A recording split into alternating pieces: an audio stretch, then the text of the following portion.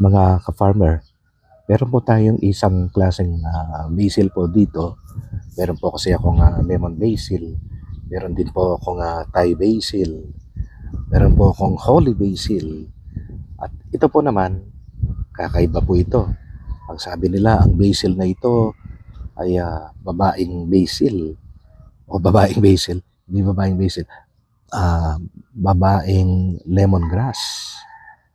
Pero hindi po siya lemongrass. Kaamoy lang siya ng lemongrass. Babaeng lemongrass daw. Pero actually, ang pangalan po nito ay lemon basil kasi talagang ang amoy niya at ang lasa niya ay lemon. Ayun na. Excuse me. Okay. Ang bango talaga. Ayan po. Pakita ko po sa inyo. Ayan ang ating lemon basil. So ito po ay itinanim ko para gawing tsa. Minsan ginagawa ko na lang, hindi ko na ginagawa tsa talaga.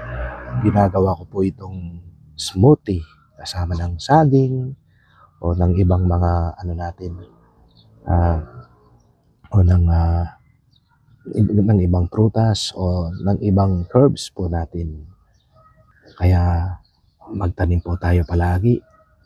Kahit po ngayon summer, pwede naman po magtanim mga ka-farmer.